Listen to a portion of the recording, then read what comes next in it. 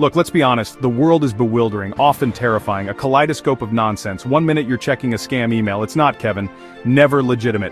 And the next, you're digging into global supply chains. We rely on the news as a slightly less confused friend, someone who actually read the instruction manual. Journalism should be a bedrock of facts. Without it, we're adrift in misinformation, armed with half-baked opinions and dangerous confidence. True news isn't optional, it's everything. It separates informed debate from shouting at your cousin. Tonight, a story so spectacularly wrong it demands scrutiny. A major news outlet, a shooter, a claim that reads like broken AI output.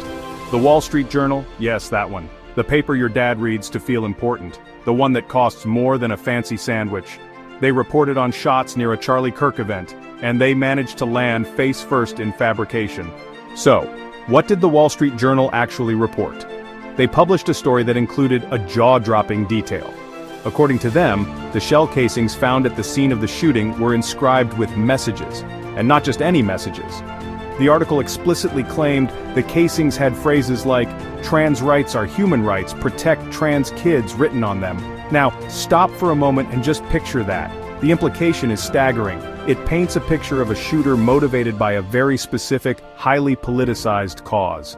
It frames the attack as political terrorism carried out in the name of trans ideology. This claim spread like wildfire across the internet. It was the perfect explosive detail to fuel the raging dumpster fire of our culture wars. It confirmed preconceived bias for those hostile to transgender people. The story became about a violent clash of ideologies, with etched casings as a calling card. It was a narrative gift-wrapped with the Wall Street Journal letterhead. There was one tiny, insignificant problem. It was completely, utterly false. A fabrication, a sham, a lie. How do we know this? The actual police report, the primary source, said something entirely different. The report stated the casings were inscribed with "Politics USA." That's it. No mention of trans rights, no mention of protecting kids, just two vague, generic words. This isn't a minor discrepancy. This is not misquoting or a date error. It's the journalistic equivalent of reporting that a cat barked. The difference between "trans rights are human rights" and "politics" is the difference between a specific inflammatory motive and just a word. So, a massive, influential newspaper publishes a completely false and inflammatory claim that maligns an entire marginalized group.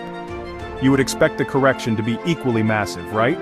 You'd think there would be a front-page apology, a detailed explanation of how such a colossal error occurred, and a clear, unequivocal retraction. You would think that, but you would be adorably, laughably naive. Instead of a grand mea culpa, the Wall Street Journal tried to fix it like patching a sinking ship with a strip of tape. They issued a correction so small, so buried, it was practically written in invisible ink. Why does any of this matter? It matters because trust in the media is not a given. It is earned, and it is incredibly fragile. Think of it like a glass house. It takes immense effort to build, but only one carelessly thrown stone to shatter. Every time a major news organization like the Wall Street Journal publishes a blatant falsehood, and then fails to correct it with honesty and prominence, it throws a stone at that glass house. It creates a crack in the foundation of public trust, not just in their own reporting but in the media as a whole. And right now that house is looking less like a pristine palace and more like a pile of shattered panes. This incident provides ammunition to those who want to discredit all journalism. When a respected paper gets something so spectacularly wrong, it becomes Exhibit A for anyone arguing that you can't trust the mainstream media. In short, it poisons the well for everyone. True accountability is not about shame, it's about respect. It's about respecting your audience enough to admit when you are wrong, loudly and clearly. And it's about respecting the truth itself. We need our news organizations to be better than this, and when they fail, we need them to own it, loudly.